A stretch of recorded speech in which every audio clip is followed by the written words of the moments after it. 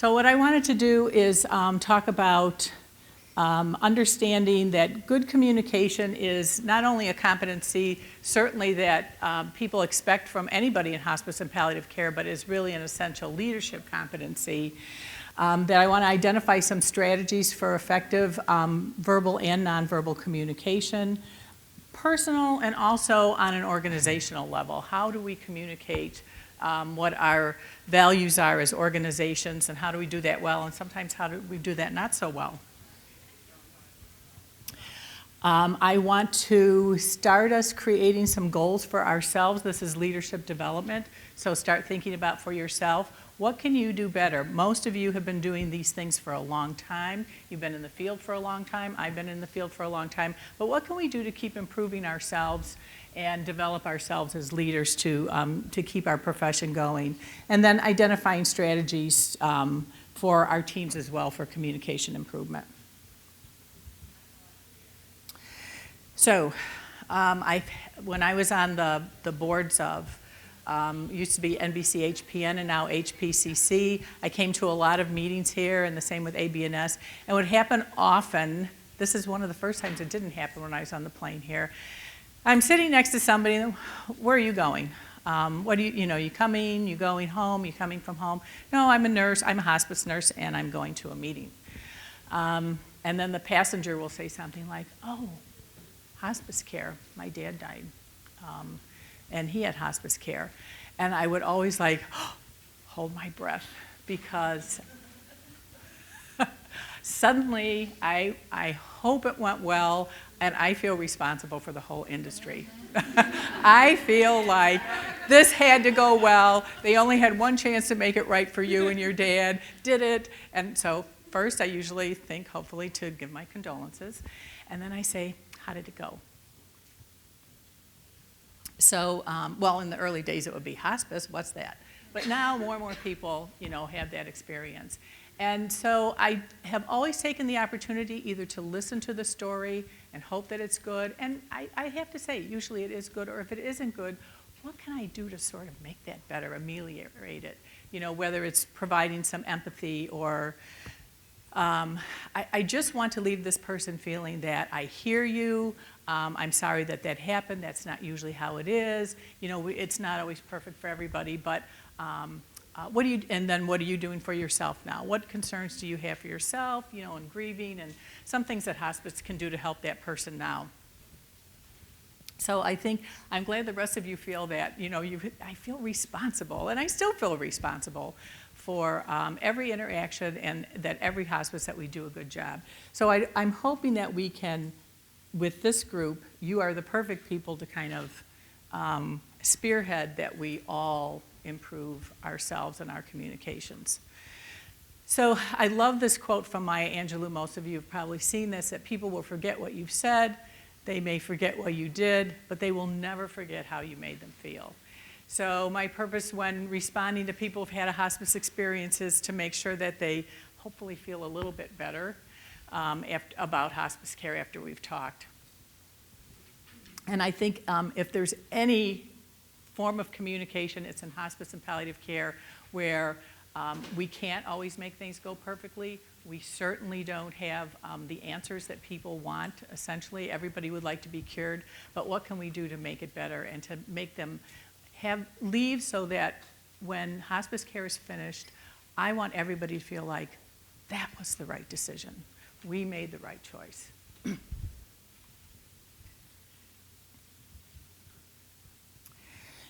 So as I said, I consider communication absolutely one of our core competencies for hospice and palliative care. And it's such a challenge because, we're not only communicating to patients and families, but we have to constantly communicate to the public, medical professionals, healthcare organizations, funders, government, and certainly also to our own teams. And I'm going to talk a little bit later about helping our teams also extend, as part of the good communication that we develop for ourselves, we have to extend that to our teams, because we're not always the ones out there interacting with the public and with the patients and families. It's our team members that need to be able to carry the message accurately. So, and not only is it a core competency for patient care and optimally our teams to function, but really necessary for the survival of the specialty. Those of you who've been around for a while, you may have struggled with your state governments. Anybody here ever get involved with trying to get hospice Medicaid in your state? In the early days, we had to have a lot of communication. It was those of us sometimes who were the leaders in our programs who would meet with state legislatures and our lobbyists. And really, again, it depended on the survival of our specialty to be able to do that adequately. Now, hopefully, most of us have lobbyists to do that. And why is it so hard? You guys, do you all think it's hard still to communicate about hospice and palliative care, even though you do this all the time? It's really hard. It's complicated. And one thing I've come to realize is one thing it's complicated because we do different things for different people, whether it's palliative care or whether it's hospice care. It's not always about pain management. We do that for a lot of people. We don't do that for everybody. Sometimes it's getting those end-of-life goals. Aha. Now we know what we're going to be doing as far as the direction of care. In the early days when I started and nobody knew what hospice was and we had to explain it. Now I think most people understand hospice. Do they understand palliative care? No, they do not. And they equate it with hospice. So our challenge is to try to get people to understand what's the difference between hospice and palliative care, what's the same, and often the bottom line is what can it do for you. It's emotional, and it's not happy emotional, it's scary emotional. It's the dying, it's the pain, it's the suffering that we have to try to communicate about to people. It's also a moving target. So no matter who you are communicating with, it might be the CEO of a hospital system. Be aware that there's this underlying emotion that may be there. That person may have recently lost somebody and it didn't go very well. So when you are communicating with people, you're also assessing. Are they hearing this message? Are they interested in this part of the message? Is there another message that they really need me to focus on? So it's always a moving target. When you're talking to patients and families, certainly you have a sense of that. But also when you're talking to other organizations or medical professionals, you want to elicit the underlying concerns because that may be the barrier to what you're trying to accomplish.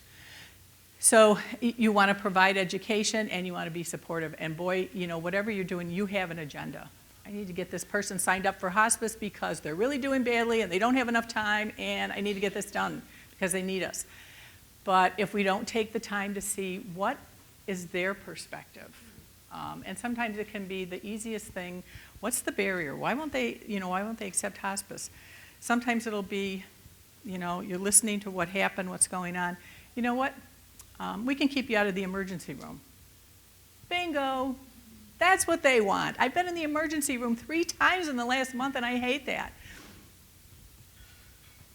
So make sure that we're listening to whoever the target audience is and that we are constantly assessing and sort of altering our message to try to get through to people.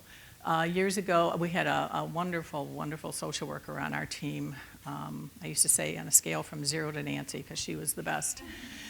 And we had a physician who would never refer to hospice, ever. And then we got a referral on his dad. Not from him, from his mother, the patient's wife. And he was furious. And the wife had heard that we had a hospice unit. Actually, the patient's doctor, not his son, had told him that. So,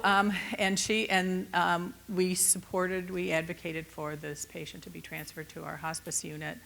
And this physician was furious because he never would refer his own patients, let alone his dad. So the social worker gets in touch with him and says, this is when your dad's coming over. I'm going to be over there. Can we talk? When you coming over? So he's ranting and raving. He's furious. And she's like, oh, you know, there's some coffee in the family room. Do you have a few minutes? Let's take a cup of coffee. Let's go talk. And 30 minutes later, she got all this background of his grief. He had all this unresolved grieving. He had a brother who had died that he'd never grieved. He had buddies in Vietnam he had lost. She couldn't believe it. I mean, she was very skilled, and she got this out of him. But it was all this grief that was really the barrier to him dealing with hospice and palliative care. Fortunately, the care for his dad went very well. His mother was very pleased, the patient's wife. The patient died peacefully, and after that, as you can imagine, he became a very frequent referrer. So a lot of times, you know, you really have to dig and see what is the barrier here, and it's not always obvious. So that's what I want to do, is help us get that communication skill that we can, and look at some of those underlying things that get in the way. The other thing I know that frustrates our teams often, and we have to prepare them for this, is that the communication needs to be repeated. You'll see that in my slides today too. I repeat a lot of things. So we're dealing with emotional aspects, and things need to be repeated. And often you'll hear the team say, you know, we've been over that. We've talked about that. Why don't they get that? Nobody gets that. No, they need it repeated, and they need it reinforced. Or sometimes they need it said in a different way. Or sometimes you're not getting to the real issue. So, but often, even if you are, things do need to be repeated.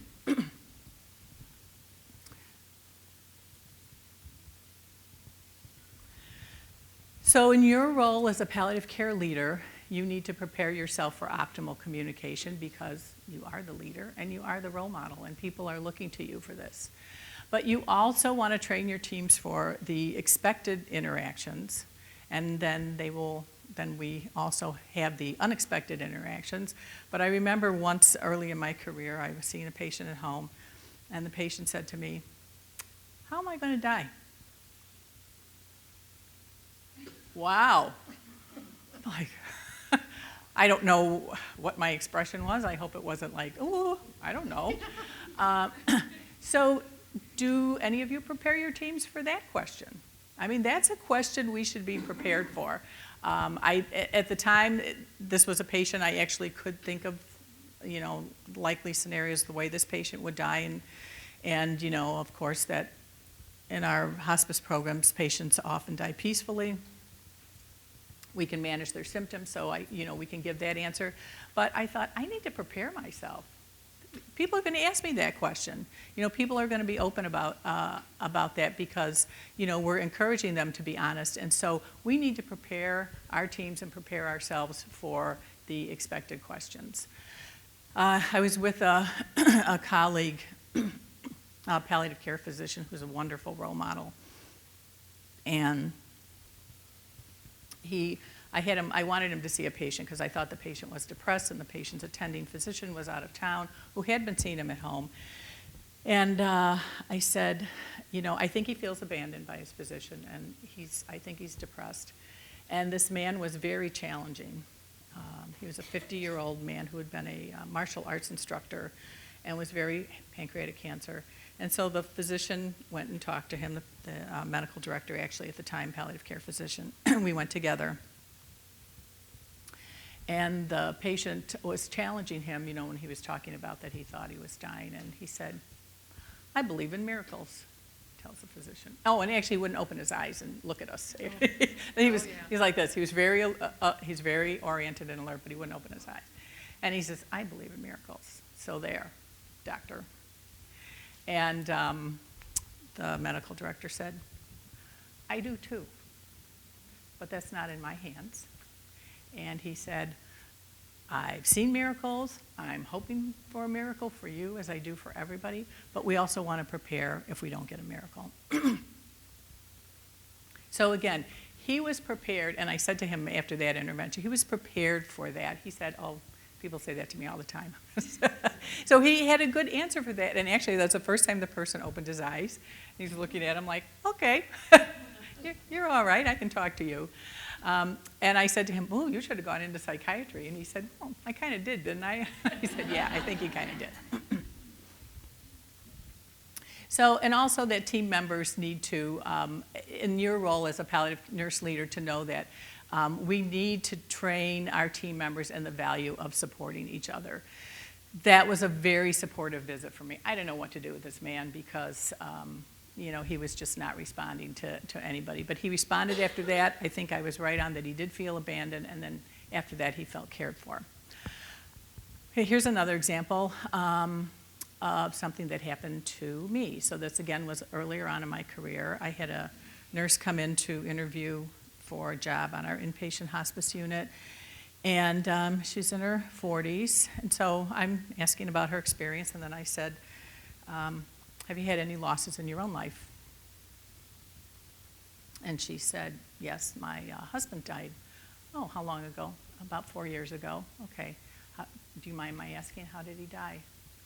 And she said, he shot himself in the head. And she burst into tears. So so what we have to do, of course, as I said, to look for the underlying grieving, and I got to learn as I went along in hiring people for hospice and palliative care for years and years, that sometimes people are coming to us with the underlying agenda is not the job. I need help. I need emotional help with this death. And then I'm sitting there thinking, what am I going to do? You know, what do I do from now? She's certainly not appropriate for this position. She needs help. So I was pleased with myself, you know, that sometimes we learn by intuition, and, you know, we want to get better and build our skills in different ways too. And I thought, okay, how can I help this woman? And I said to her, you know, our bereavement counselor happens to be here. This is a really significant loss, and I'm concerned about it. You don't have to do this, but would you mind talking to him, kind of talking this out a little bit, and see where you're at with your grieving, and what how we can help with that? And she said, no, I don't mind. I mean, she shouldn't have to. I mean, I couldn't think of anything else. I thought she needs help. This is beyond my scope for sure. And so we had a terrific bereavement counselor, and he was there. And so about an hour later, she comes to me and she said, I have never felt so good about being turned down for a job. Like, I didn't turn you down, you turned yourself down. But again, this is where, you know, sometimes we need to make sure that we rely on other team members, we get help, and you know, the issue for me was, well, she's not appropriate for here, so, you know, sorry, I'll call you later. But no, we need to extend ourselves and role model that we are helping you, you know, with this other issue that has nothing to do with you coming here for a job. So I learned, again, to better prepare myself that people are coming. Do all of you ask about that, by the way, about grieving when you do not? Oh. I'm new to this whole. Oh, you're new, okay. Yeah, but it's, you know, a lot of times you'll find that, I mean, I've even found that sometimes at big conferences, when I used to teach for the EPIC, the EPEC EPIC conference, that you would have people coming to the conference with grief issues, their own grief issues, more than actually what they wanted to learn professionally. It's interesting. So always be prepared to help those people when they do, because you'll get them. Now, how do you evaluate the effectiveness of your communication? I'm going to have a lot of different things on this. So if you take my example that I just gave you of this nurse, did I identify the core and unspoken issues? I did. That was good. I'm glad I did. That was really key for this woman. And I really think she was coming. She had been in a different specialty, and I really think she was coming for help. Are you empathetic? I think I was. Do you follow up? And who gives you feedback? So what I didn't do personally, which I wish I had done for this woman, and I've learned since, is I didn't personally follow up, you know, maybe a couple weeks later and say, what's going on? Did you use the counseling resources we gave you? And our bereavement counselor did. But today I would also follow up. I think that's very important that we follow up with people, because sometimes they'll say, oh, this is great, you gave me these resources, but then, you know, they don't really follow up with it. So that's what I would have done differently. And then also, who gives you feedback about how you communicate? So that's one of the things that I want to talk about today too. There's all kinds of ways to get feedback. And one of the ways I could have gotten feedback with that is by following up with this woman and say, nobody was in the room with us, and say, gee, you know, you kind of took me off guard. I hope I was helpful. I hope my, you know, reaction was appropriate. How are you doing? What do you think? That would have been a good way to get feedback. And that personally I did not do. Or I could have asked the bereavement counselor, and he, you know, if he said, gee, she thought you were wacky or whatever. That's another way to get feedback. So, and then championing and learning from our colleagues. So as I said, some of us are just better at doing hospice and palliative care. We're better at communication. We're just innately better. But others of us have to learn from other people.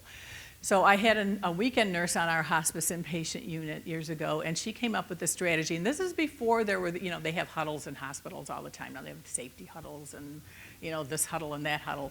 We didn't call it a huddle, but she just kind of came up with it. She worked on the weekends. It would be really busy. We had volunteers and staff nurses. We didn't have aides, actually, working with us most of the weekends. And this is what she did. She would say in the morning after, you know, that she'd sit with the volunteers and the other nurses and decide on assignments, and she'd say, okay, about 10:30 this morning, I want everybody to get together, come back to the nurses station, and usually they would stand because it was busy. And she said, I want you to tell me what's one good thing that you did for a patient today. Or another day, you know, if there's something that didn't come up this morning, let's talk about one good thing you've done for a patient. Oh, people love that. We had so many volunteers coming to work with her. She changed shifts, and they're like, well, we want to work with Mary. So it was just such an easy thing to do, and I think it took 10 to 15 minutes, because sometimes that's all they had, but she made sure that they did it, and people learn from each other. Oh, she did that for that patient. Oh, I could have done that for that patient. And it just validated the positive. And so much, you know, when we're really, really busy, it's about, oh, you know, oh, this is happening, and that patient, and this is awful, and we can't do that, and we can't get here, we can't. So to turn it around and say, let's talk about the good stuff. And I know you're doing it. I know you're doing it. And who are you going to be able to share this with? And so it really accomplished a bunch of things. It, you know, validated, it recognized people, it educated people, and took the time to really look at the positive when, you know, we're always identifying the problems. So I have another example of, again, that when we have to see the forest for the trees. So we had an intake nurse who, again, was just wonderful, and she's responding to, this isn't too late of a referral, is it? Would you consider this late referral?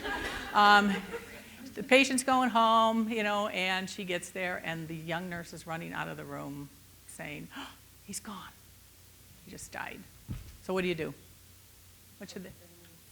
Help the family? You'd ask the intake nurse to help the family? Anybody else? What would you do? You could provide bereavement as though they've been admitted. So I'm glad nobody's saying, oh, thank you, I'm done. I got to go on the next one. Yeah. What she did was, she's looking at this nurse, deer in the headlights, young nurse, and she said, have you ever had a patient die before? She said, no. I mean, it's amazing, isn't it? You think you'd see a dying patient. She said, come on, I'm going to help you. And she said, this is, you know, we're going to go through the steps. This is what we need to do. Has the family been contacted? Did you contact the chaplain to come up here to meet the family when they come? Let's do post-mortem care together. She hadn't done that before. And then talk through, how long have you been taking care of this patient? What did you do for him? What did you think how the death went? Kind of, what did you know about him as a person? And kind of going through, she said, this is how you can help yourself cope. Let's look at, think about what we did for him up here, what he needed. And then she said, I can be here, like you said, for the family. We can offer them bereavement care. But the chaplain will be up here. You always want to call the chaplain. We have a great chaplain team here. And she went through the whole gamut with her. It was just fabulous. So guess where we're suddenly getting referrals all the time from there. She got a letter from the nurse manager thanking her, from that nurse. I mean, that was very supportive. So it's, sometimes we cannot be there to provide that wonderful postmortem care, but she really helped that nurse. And believe me,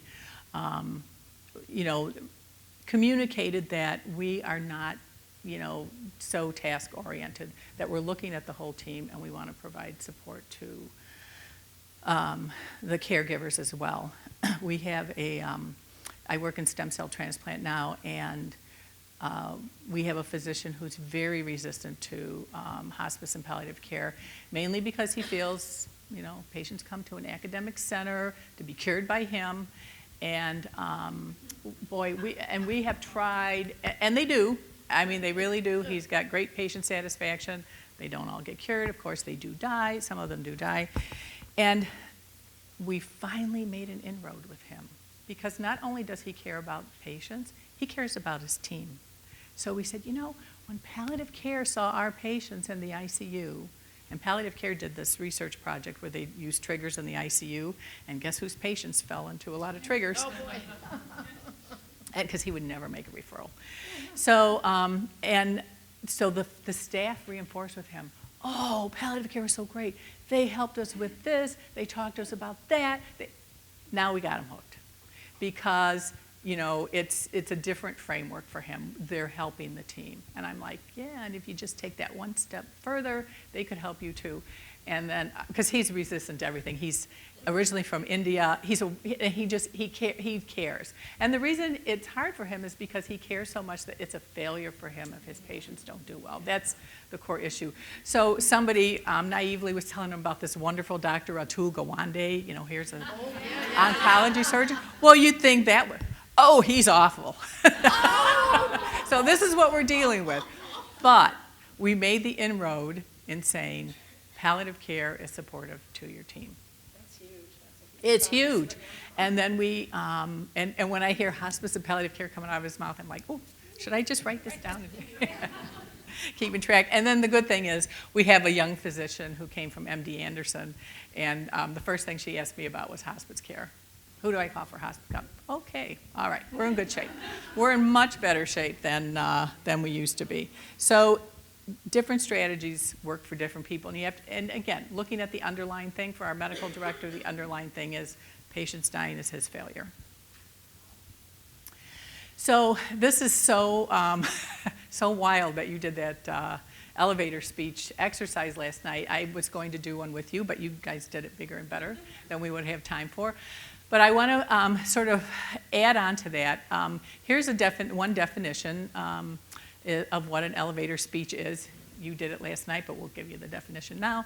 And it's a short prepared message that communicates your message in about 30 seconds, or the time it takes for an elevator ride. And I've seen different frameworks for elevator speeches. This is one. So one thing is it needs to, and I was thinking, this was going through my head as you all were presenting last night on a lot of elevator speeches. It should grab the audience and be memorable. It should be targeted to the audience, of course. And somebody very wisely actually last night said, well, this would be the message for us, for hospice and palliative nurses, but, we might want to make it a little bit different if we were using a different audience. Very wise. It's accurately conveys your message. And then sometimes, although not always with us, but sometimes it ends with an ask or a request of what you're trying to get. So if you're presenting to, you're trying to get your hospice contracted with a healthcare organization, your request is going to be on that message about why you want to use us for your healthcare system. So if you think of examples from last night, we didn't have too many with ask or request, did we? I don't think we did. What about grabbing the audience and being memorable? This is a test because if it's memorable, you wouldn't remember it now. Right? Anything you all remember from last night? There No? were several key words that were in most of them, advocacy Advocacy, and communication, passion, certification. patient-centered. Okay, we remember words. We don't remember the whole message, but we do remember words. So those are things to then think about. That's resonating with you. If you're remembering it from last night. Yes, you have one. Yes, Barb? After all the talk, what I remember from last night are the words every day. Every day. Every day. There you go. And that's something that's very families, patients, community. Yeah, and I remember community, actually, because I thought that was, but every day. Okay, so Barb remembered every day. So those are so you do want it, depending on your audience, you do want it to be memorable as well. And I thought the other thing that some of them seemed a little long. When I was thinking about it, I was like, oh, too long, too long, too long. I mean, the words were great, but it's too long, for an elevator speech. But that was fun. I was so glad that we did it last night because you did it in a very good way. So I'm going to give you an example of an early elevator speech, and then you can go back and think about, if it meets the criteria. And this was created 20 years ago from a 10-year-old child, so she's now 30, explaining the type of nursing care provided by her mother. Guess who the mother was? Me. And I'm driving my daughter and her friend to some activity, these two 10-year-olds. And the little girl, neighbor girl says, oh, my mom says you're a nurse. What kind of nurse? Do you work at the hospital? And I said, well, I work at I have an office at a hospital, but actually I'm a hospice nurse. I see people who are dying at home. And of course, what is her reaction? Ew! My daughter gets very indignant. And here is her elevator speech. She said, she doesn't make people die, she just makes them feel better before they die.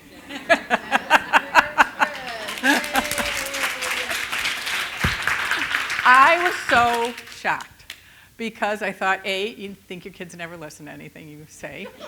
Well, and she was always this bottom line kid. She would get to the bottom line. When we had to send her, we were sending her for Catholic education, she said, well, if God is everywhere and God is inside you, what else is there to know? I'm like, I said to my husband, okay, Jesuit educated person, you answered that question. I think it's a pretty good answer. So she's just that kind of a kid. But I was shocked. Now, was it memorable? Well, I remembered it 20 years later. I think most of you will remember this. Is it accurate? Yeah, certainly. I don't make people die. Hopefully make them feel better before they die. It's certainly succinct. What's wrong with it? Doesn't ask a question. It doesn't ask a question. Yeah, there's no ask at the end, which and it was certainly targeted to the audience. It's the way one 10-year-old would talk to another. But what's wrong with it is, and I haven't seen this in elevator speech literature, but it's snarky. You could say, she doesn't make people die, you idiot. That was sort of the tone, right? So it's a kid. It's a kid. It is a kid, but I think sometimes some of us, nobody in this room, but some of us, feel like, why don't they just get it? Why don't they understand? This is so easy. This is not brain surgery. This is common sense.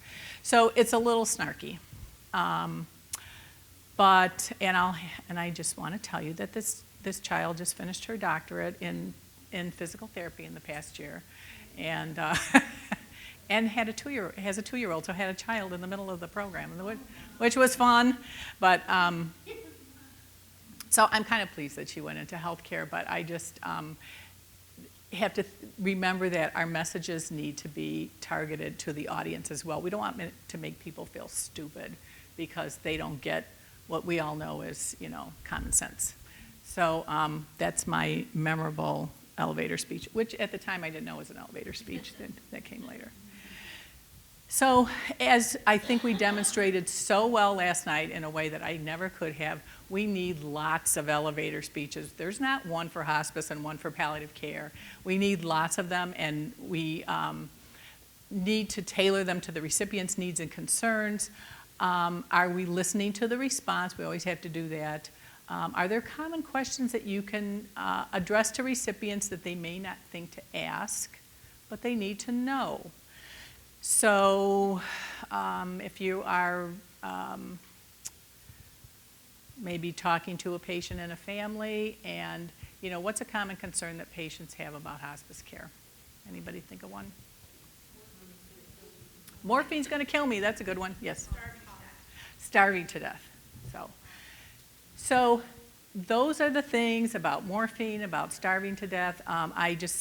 Morphine is resonating with me. I have a friend who died in February and knew very well what I did. We've been friends for over 10 years, was resistant to it, and she was very concerned about taking morphine. Actually, she got some marijuana, because you can get medical marijuana, which to her that was a better alternative than morphine, because she was afraid of that. And so finally I said, she's had ovarian cancer. A lot of people with ovarian cancer don't identify when they're uncomfortable that it's pain, but the morphine will help it. And so I had to and then she was, her mentation was changing. So I had to really tell the family, because they were skittish about, giving it to her. I said, whether she takes it or not, just know her mentation is going to get worse. It's likely going to get worse. Everything's breaking down. She's not urinating anymore.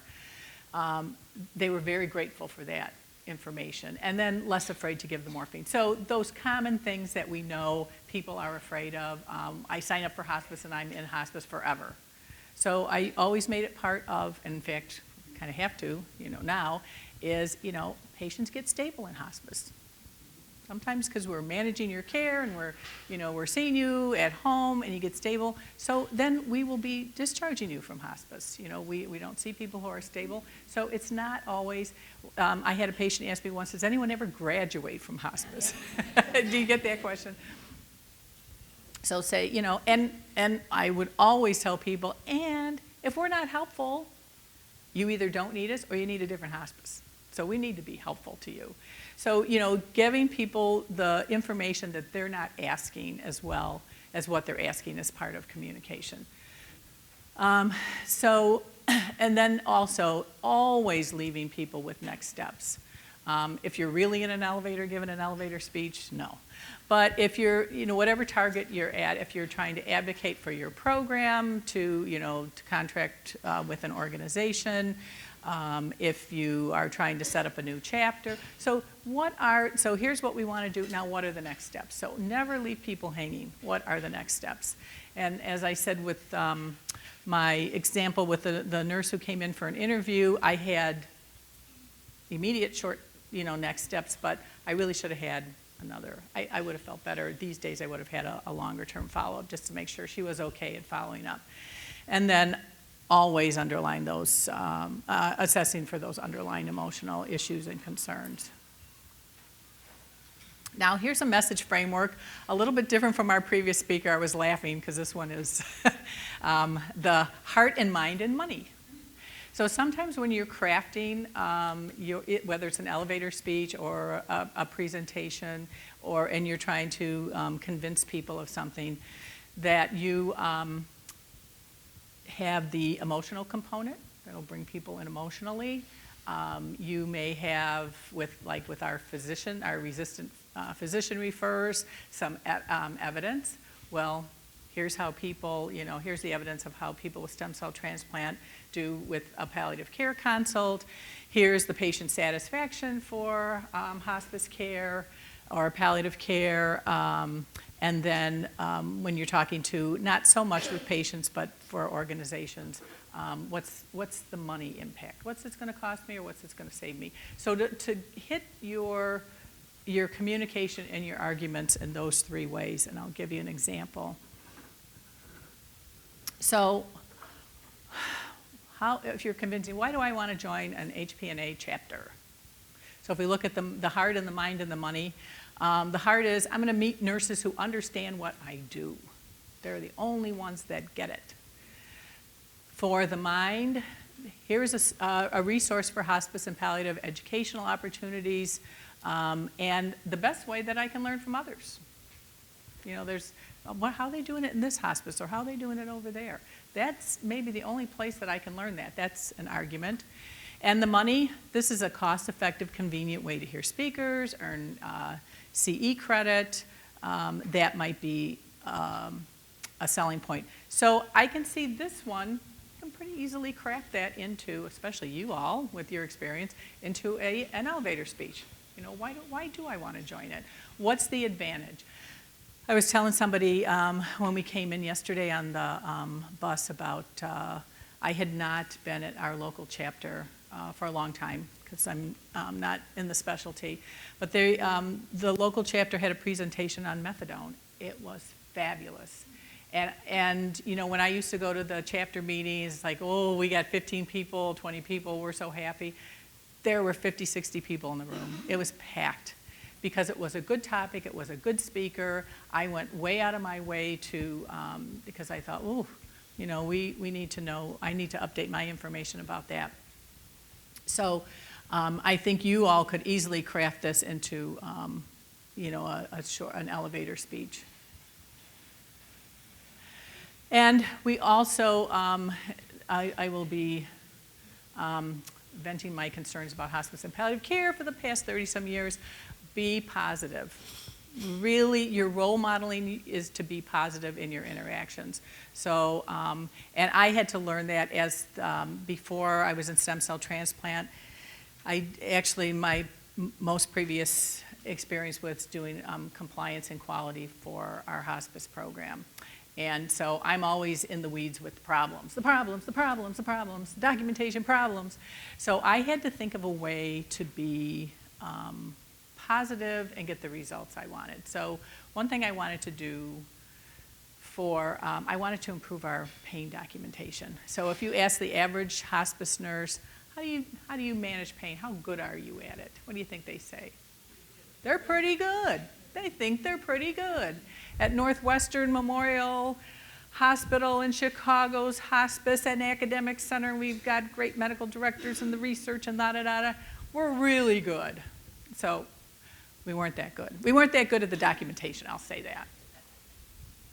So I thought, you know, without beating people up, well, how am I going to communicate that we need to do better? So what I did was I shared an audit that I did, and I ranked, I said, we're not doing badly, but it looks like we're not doing as well as I think we're doing, and I think it's a documentation issue.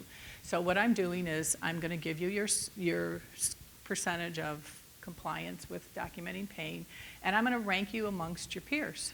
But you're only going to see, I'm not sharing this, you're just seeing your own score. Boy, did that get people's attention.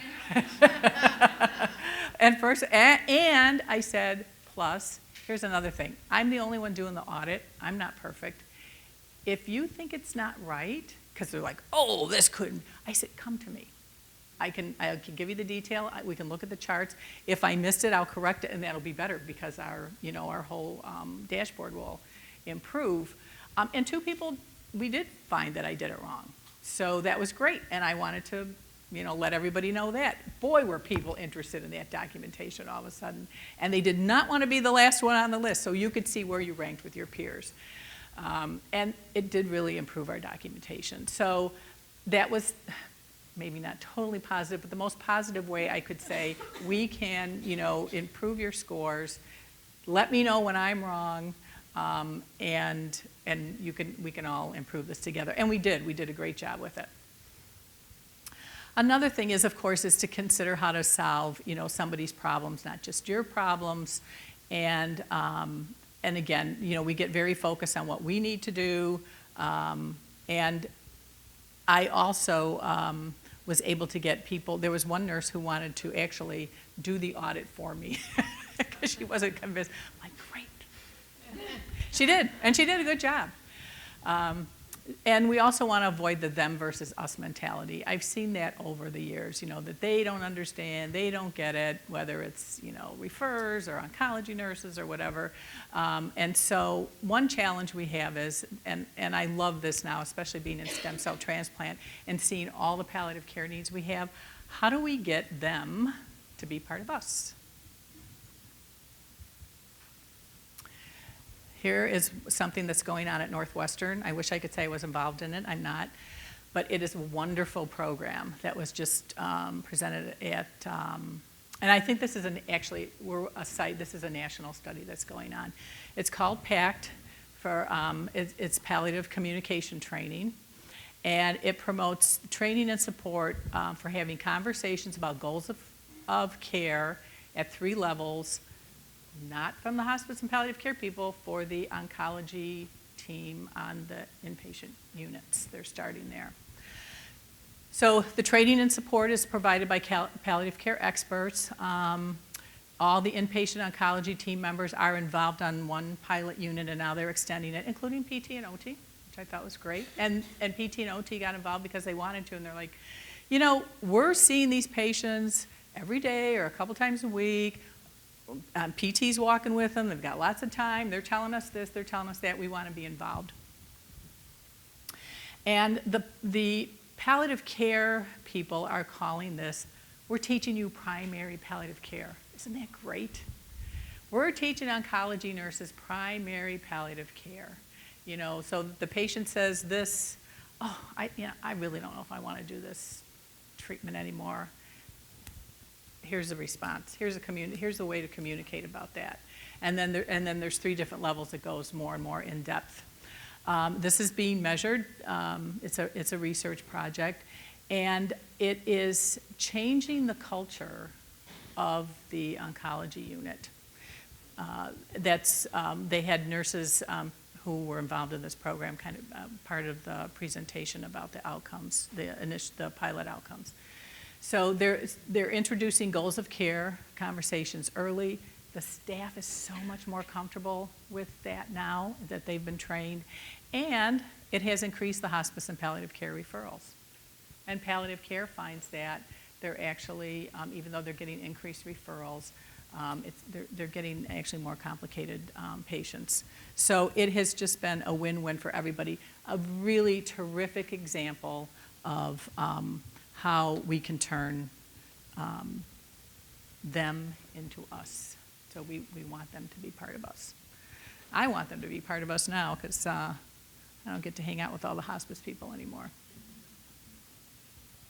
So I'm thinking about this, and I'm thinking, would these nurses be interested in coming to an HPNA chapter meeting? I bet they would. They are so engaged now. Could they be invited to present this program as part of chapter education? Could we do something really wacky and have like ONS and palliative care chapter, give a joint presentation? So again, let's, if we can broaden the scope of who we are, and a lot of this, what we know and we take for granted, we can impart to our colleagues, and they can impart other things to us. So I think that's the opportunity, again, of having them become us. So team communication needs. This may be regional to us, but what I find is a lot of times we train our intake nurses in hospice really, really well. We spend a lot of time on their communication and how they approach a new patient, how they approach the physician, refers, or who's ever referring. But what about the other team members? Do you all provide communication training for your regular nurses? You do. Yeah, it's pretty comprehensive, you feel?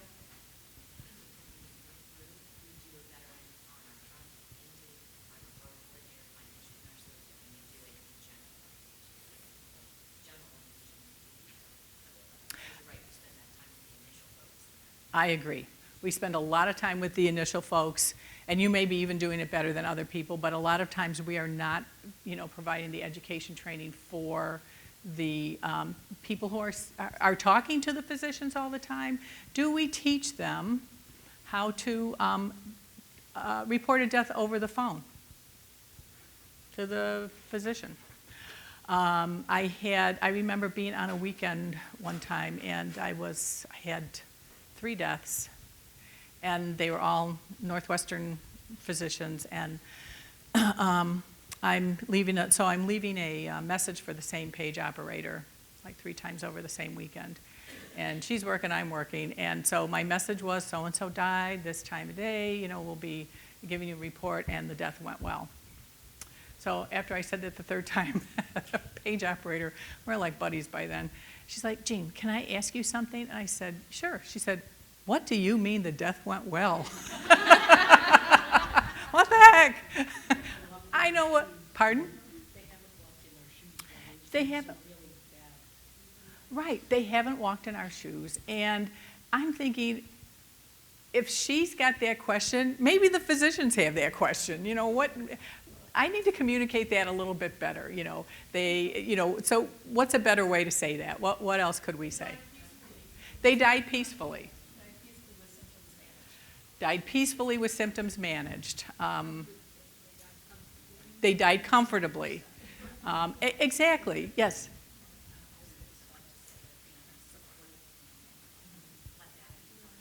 They had the support of their family there, very important. So give them a picture. We used to also write final letters, and I think this is good follow-up, especially when you have somebody like me saying the death went well and not explaining it. So we would encourage the actual nurse who took care of that patient to write, a letter to the referring physician, thank you for this referral, and sort of a summary of the care. And I read one of the letters one time. I just had to laugh, and because the nurse wrote at the end, she wrote a very nice and succinct letter. And at the end, she said, "Oh, and Mrs. So-and-so was buried with her tap shoes on the way she wanted." The physician loved it because he knew her. He knew that this was a long-term patient. He knew this patient very well. He also then knew that we got to know that patient. Yeah, we got to know that patient very well. And that little bit of detail, I mean, he stopped me in the hall and he said, "Oh, I can't believe I got that letter. That's so wonderful. That was so important to that patient." So, just communicating those small little details, you're communicating that, I am as interested in the patient almost as you are, and I've got those details, and it is individualized care. That's how you do it. Now, you said, when you're training your intake people, do they get like practice and feedback training and? They role play. They despise it. We all love role play, don't we? Yeah. It works really well. I know. I hate to say that because I'm going to talk about it in a minute.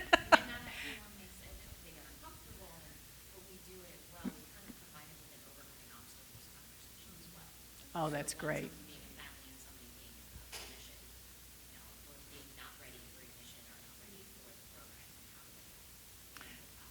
And there's nothing like role-playing for getting to the emotional issues. We're going to talk about that in a minute. Yes, Barb?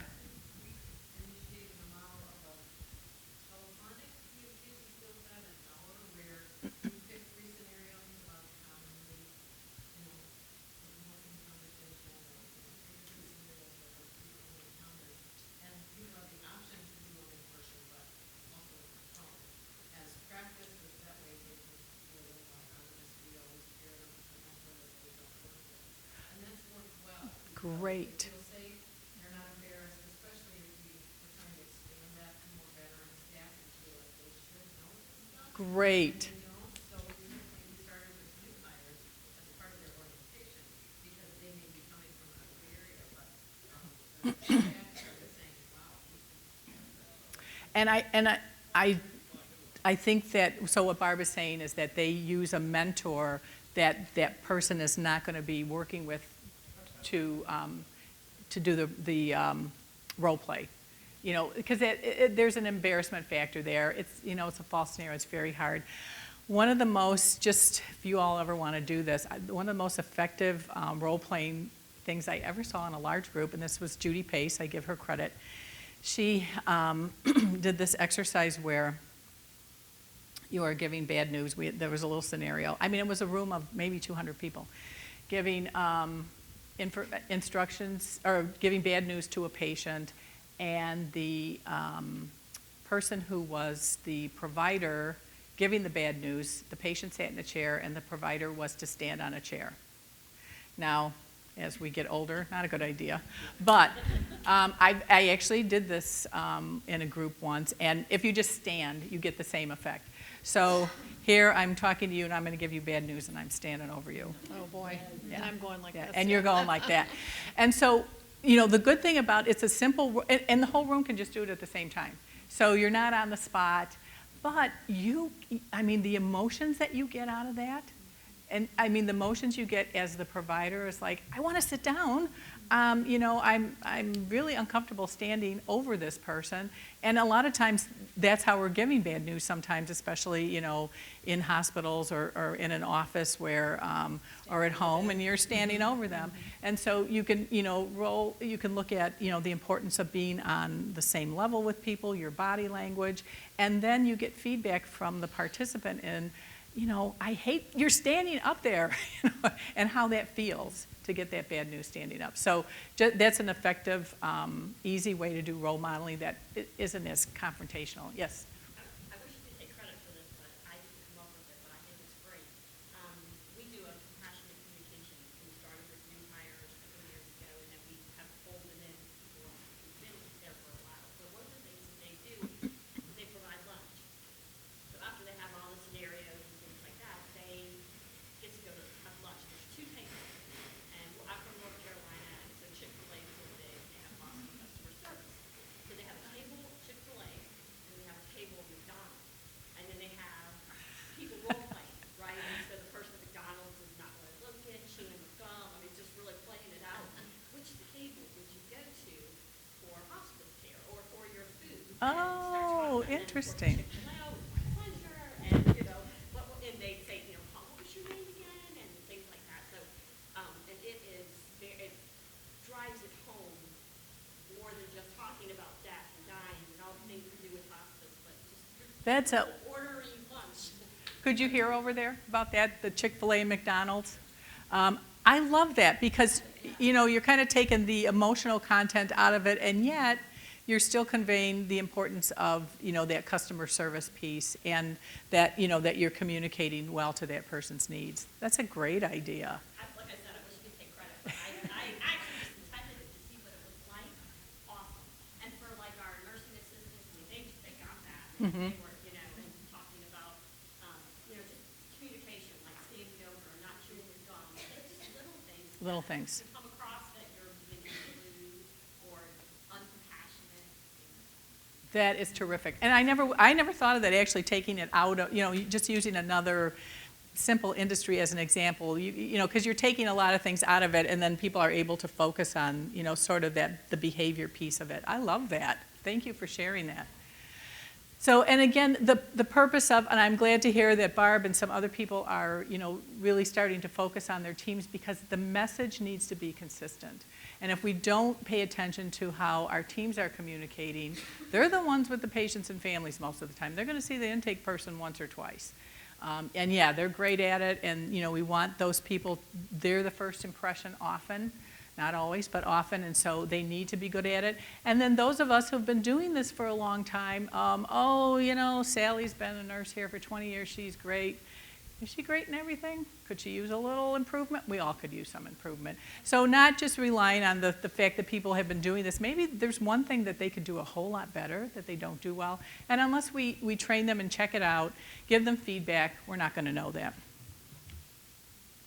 And help their development as well. So some training strategies we started talking about is, one thing, please teach accurate information. One of my pet peeves is hospice doesn't allow. Don't say that. That's against the regs. Hospice allows everything technically by regulation. So you need to craft your message differently. Hospice doesn't do. Hospice doesn't allow. I mean, that is such a negative message. So we want to say what hospice does. You know, We provide pain and symptom management. We individualize care. And so we want to be positive. That's one of my pet peeves of a very long time. And it's not correct. We talked about the use of, some of us have simulation labs. We actually identified in our program, we used Northwestern University Simulation Lab. We thought we were going to do a simulation on nursing assessment. And then part of it was to get on the phone and communicate it with the physician. That's when we realized that was our issue, how you report on the phone. So that was a good lesson for us to look at. Oh, we've got the wrong thing. They're doing really well on the assessment piece, but we need to add in on the communication part of it. And simulation exercises, you don't really need a sim lab. There's a lot of ways you can do it. We actually, in the early days, we had a volunteer who was a standardized patient, and so we would get, and actually volunteered to be the person that would do the scenario with us as a simulation. The good thing about using a standardized patient in the role modeling, again, it's not somebody that you're going to be working with. And that person, the standardized patients are trained. They use them in medical school now all the time, for really simple things like, the third-year medical student, introduces themselves to the patient and does an exam. The standardized patients we used, they love doing hospice because it was complicated and it was, emotional. And so you want the standardized patients are trained to give feedback to the person that they're training. And for us, we would tell them and give them, the emotional part. You weren't looking at me. You weren't giving me eye contact. And they know how to give feedback in a nice way too. Or if you'd said this, I would have understood it better. And so we really, it's not just observers, but sometimes we would have the standardized patients. And videotaping actually works too, because then you don't have to have an observer in the room that you can later help people look at their videotaping. One of our palliative care physicians, she also does acting on the side, so you can imagine she loves all this stuff. She spliced together once a video for a conference showing standardized patients doing this exercise with medical students. This is for a medical school conference. And the body language, so she spliced all these together. And so what you're not supposed to do is, when you're interviewing a patient, as a medical student or the first time you're going to interview them, wait till the very end when you're in a hurry to ask, do you have any questions? And if you do that, you need to sit there and listen to the questions. So she has this whole video where they're going, do you have any questions? You have any questions? Do you have any questions? I mean, it was just striking. And she had them all spliced together. So the message is, no, you don't, because I'm not going to listen to them. And so using that type of thing as a training tool as well, so people can see others, and sometimes that's safer, like the McDonald's and Chick-fil-A. And then very important, learning how to give feedback is part of training. So our palliative care physicians actually have helped us a lot with this, that giving feedback, and you'll see the reference in the next slide, I think. Bob Arnold talks about this in an article he wrote about feedback, that it's like giving bad news to a patient. So you do have to be aware that, there's an authority figure, you, and then your new employee or the person you're training is the vulnerable person, that you may be exchanging sensitive information. And again, you may trigger a grief issue. And you want to know that in a simulation. You want to know that, but you may, so you have to be sensitive about it. And that the teachers and the evaluators really need to attend to that emotion. You need to prepare the learner that feedback will be given. And like I said, when you use a standardized patient, the patient needs to provide the feedback that's really important, especially on the emotional issues. And you need to address up front, nobody likes this really, but it's a really effective way to learn, unless you're like our our palliative care doctor who's an actor. People do not like this. And the other barrier, the difficult thing to get over, especially when you have, you know, I've been a nurse for 30-some years, I've seen it all, I've done it all, is I think I know it all. And so just be prepared, you know, for that, well, we all can learn. I mean, that's really the message, isn't it? That's why you all are here, to develop yourselves professionally. We all need to consider ourselves learners and learn from them. Yes? Pre-training with these people, because I was thinking of a lecture I heard the other night at our HPNA meeting where our speaker, Jay Westerfeld, was talking about sometimes I say it this way. And it was, instead of going, you should, it was more like, oh, and now for me, I've been one of those nurses for 30-some years, and I have a new tool. So I'm wondering the context in which it's presented, so that it's positive feedback and it's something you buy as opposed to it being, you know. Right. That, exactly. I think I have something about that on the next slide. Thank you. Okay, here we are. How to give feedback. That's a skill. That's a skill too, is what you're saying. And so you want to give positive feedback first. You know, so that's part of it, so you get people to be comfortable. And you want to be specific. You want to cite examples of what you observed. It's like, that wasn't too good. You don't want to say that. You want to say, you know, could you have done this? Could you have done that? And the teacher has to be, or the evaluator has to be able to kind of sit there when the response isn't received well. And sometimes you can do it really well and people are just overly sensitive. And it's like, hey, you know, 30-year-old person, I've been doing this for a while, so I kind of know. So you have to be, you know, able to sit there and listen to it. But, and include observations about body language. And but I think and that's when people can see the videos, like the people shaking their heads, you know. And that would be a good one to show people about the impact of body language. It's not definitely specifically related to them. And then identify their needs and next steps. And this is from Thomas and Bob Arnold. So there definitely is, you know, a way of giving feedback. But I think that the key thing is positive first, be specific. Because if you're not specific, be kind, I would say. But if you're not specific, you know, what are they going to do with that? They need something specific to say, you know, this is how you can improve. Yes? I also find that sometimes people miss feedback moments, and letting Yes. them know, I want to give you feedback, because we have trainees, NPs and MDs, and we had one trainee who, when I sat down to do an evaluation with him, I was saying, you know, we've been giving you feedback this whole time, and you really haven't taken it in, and he was completely unaware that it was even being given. Ah, interesting. Okay, thank you. I mean, that's part of being explicit, isn't it? We're going to be giving you feedback, and because we want you to learn. Okay, so, you know, we know we're giving feedback, but we didn't tell that guy we're giving feedback. So thank you for that example. Yes. So we have an actual communication program that we are marketing out of the Institute of our Hospice. Oh, wonderful. I'm in charge of. And so as far as this, one of the things that I do is, my first question is, how do you think you did? Wonderful. Before I give anything. That's a good one. Because what I have learned, especially when I'm doing this with physicians, is they think they're really good.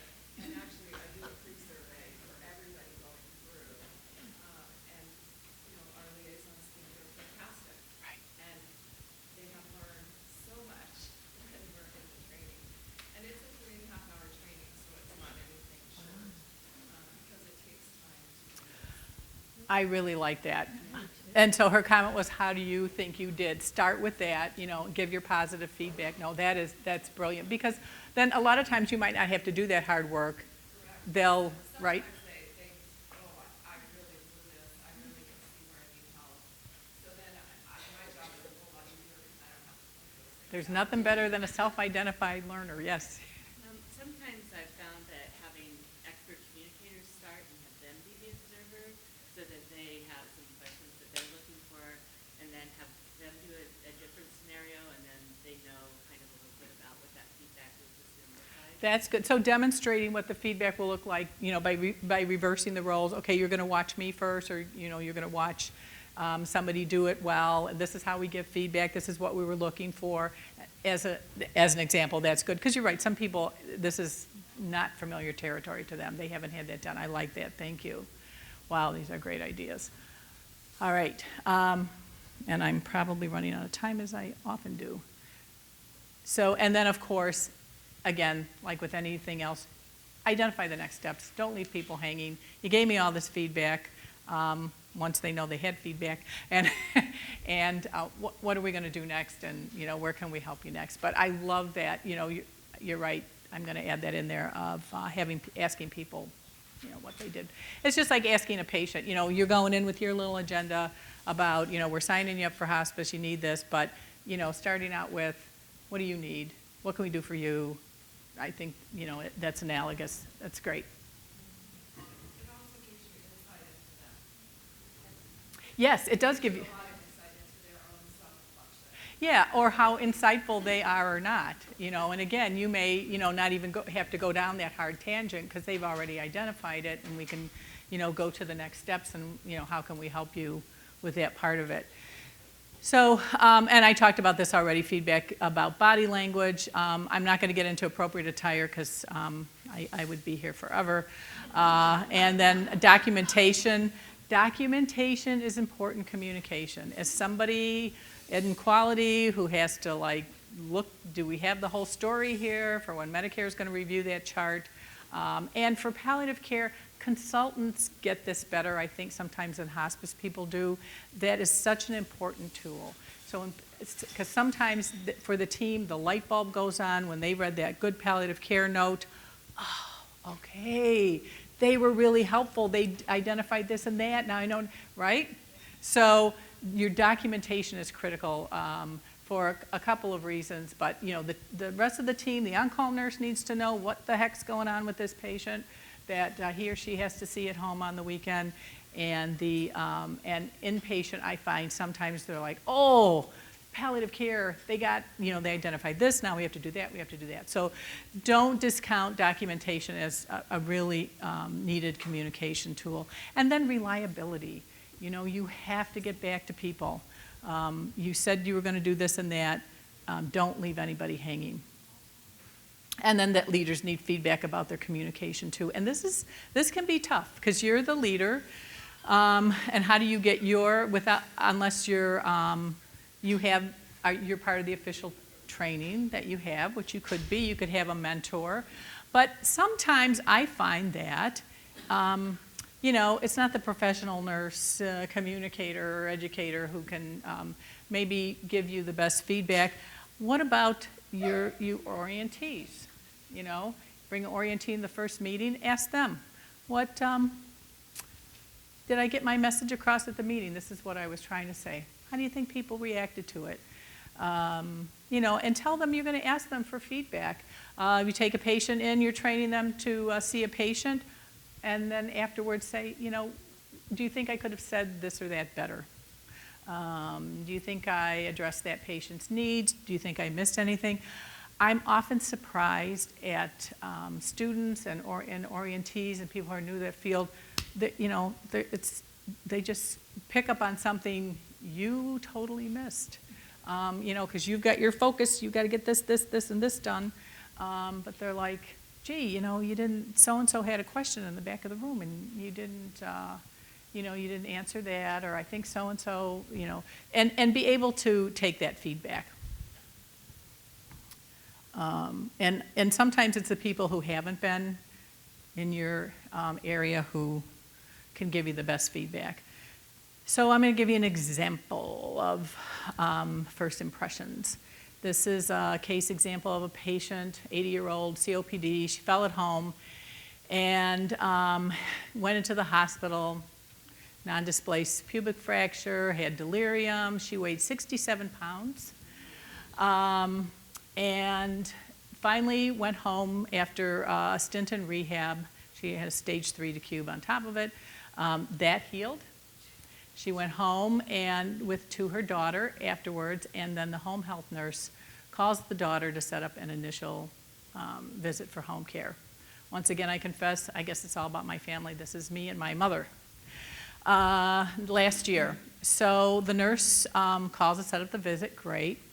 And then she calls me the night before the visit's the night before on a different day and says, I'd like to come tomorrow.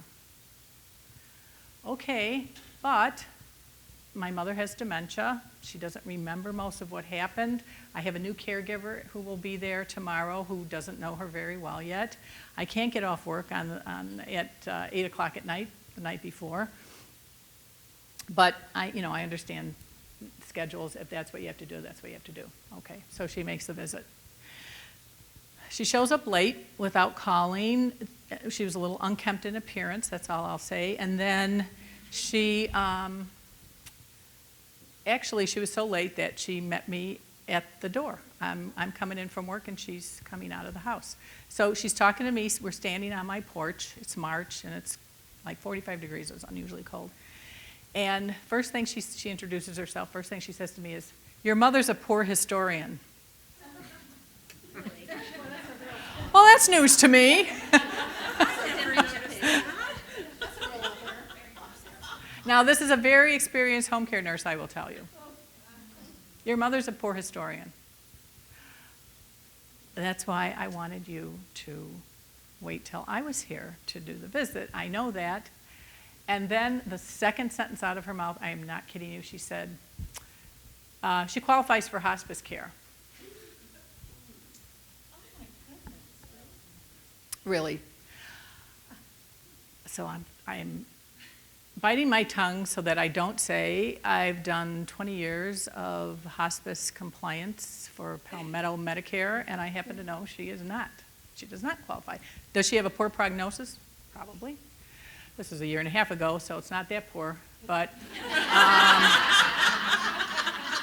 and she's making a, so what is she communicating with, what's wrong with that communication?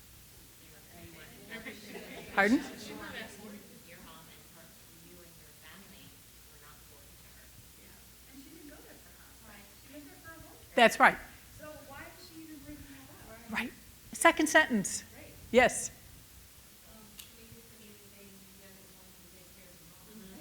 Well, that was a thought I had. I'm like, she's trying to push her off to the hospice team because she didn't want to take care of her. I hope it needs to visit education. She, yes, and she, yeah, there was no compassion. I'm like, first of all, if she was appropriate for hospice, this is not how you have that conversation. You have never met me. It's the second thing out of your mouth. We're standing on my porch freezing.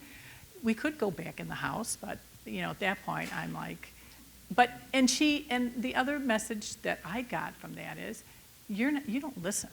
You don't listen. You didn't read the chart.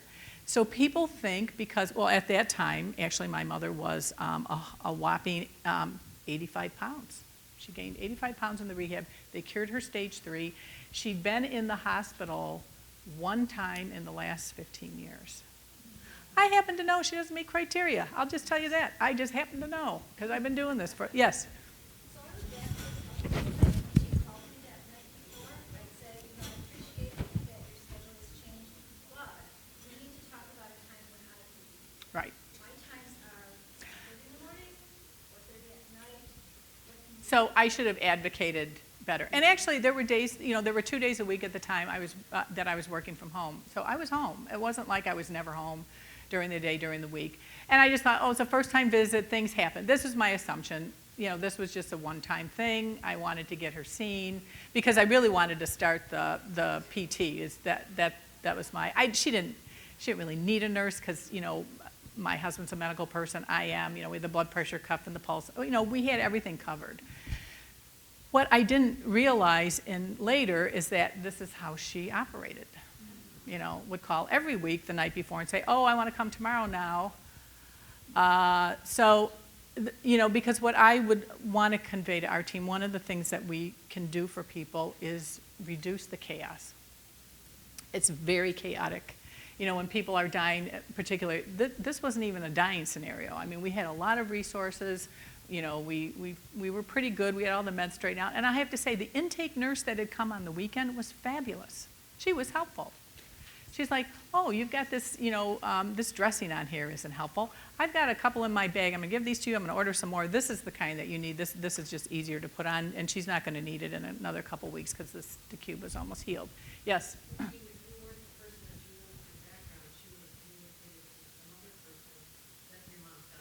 Right. Right. And it was just, so this is just my example of please train your teams. This was a very experienced nurse for this agency. In fact, the message from her was, been there, done it, seen it, done it all. So the funny thing is, my mother, who has mild dementia, when she, I came back in the door, my mother says, oh, did you meet Miss Know-It-All? I'm like, wow. So she was, yeah, that's the poor historian, yeah. She was so right on. I mean, I had to laugh. So anyway, yeah, but I felt like the nurse was not, the PT I was more, you know, interested in, and I had to have her to get the PT. But anyway, you're right. If it had been a dying person, had been somebody whose, you know, daughter wasn't a nurse, it would have been a disaster. And this is last year. This is not like, you know, 10, 20 years ago. So then I just want to talk about a good one. So the daughter of a home care patient, this is a colleague of mine, she visited her mother in Florida for 2 weeks after her mother's hospitalization, and the daughter noticed that every nurse and every home health aide had the same exact way they washed their hands and their equipment as they packed and unpacked their nursing bags, what we call bag technique, when visiting her mother. So what does this communicate about the organization? Good training. Consistent training. Consistent training, good training, hygiene is important. Pardon? The employees are engaged. They didn't know that this daughter was a hospice manager. She was amazed. Every nurse, every aide, and she came back to us and said, were we doing our training on bag technique? Because boy, they're just showing, I mean, and she was right. So that's how the organization communicates. And it, you know, and it shows that it filters through to their staff. And it's similar to the airlines. You know, when you have to line up in segregated groups, what does that communicate? You're less than the other ones. We just want the business travelers. Yeah, so organizations, so keep that in mind that organizations, the way you set up your care, the way you train your staff, also, and I'm running out of time as I usually do. So, my bottom line is you and your team always represent hospice and palliative care, and these are the goals, consistent message, developing expectations for client and refer interactions, training all of our staff. I think we've talked about this, and you all have had great examples. As I said, I do repeat myself.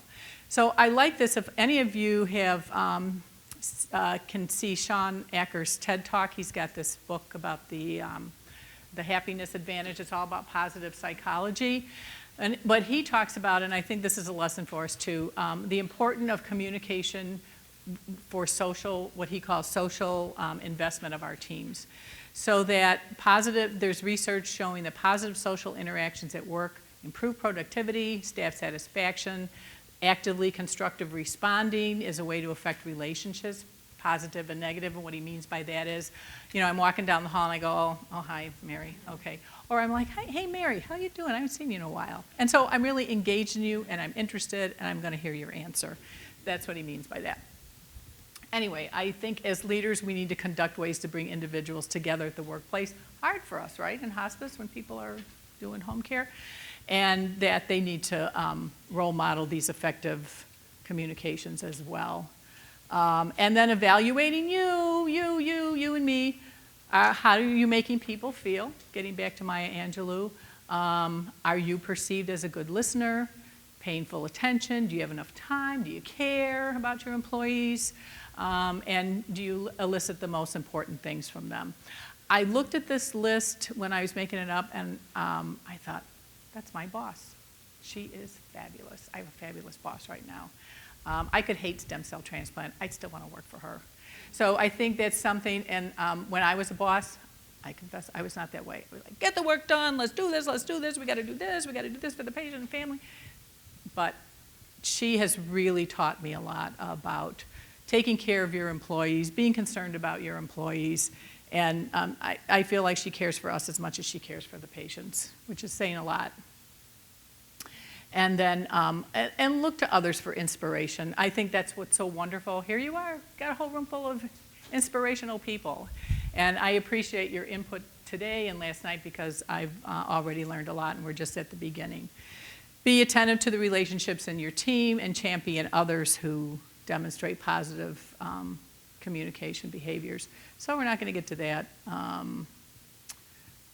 This was about closing the loops. Actually, I want to say really quickly, this was a patient I saw in the ICU. We got him home from the ICU. I had this intensivist saying, I've never done this before, but I think he could go home. I went and saw this patient. I hadn't done a referral in a long time, but it was Friday afternoon, it's crazy. And I'm looking at this guy, and he's like, I'm starting the hospice, you know, what he has to know. He's like, tell me the minimum. I need to get home. So as I'm talking to him, I'm like, he's dying. He looked pretty stable, actually, but I thought, I wonder if he thinks he's dying and he wants to die at home, and we better ratchet this up. And we did. So I said to the intensivist, yes, we can get him home. I have a hospice nurse there tonight, get another one there tomorrow. And then the patient died. I decided to call the intensivist. Instead of saying the death went well, good thing I didn't do that. And I said, I just want to let you know we got Mr. So-and-so home, and he died. And he said, oh, no, I knew I shouldn't have sent him home. I'm like, no.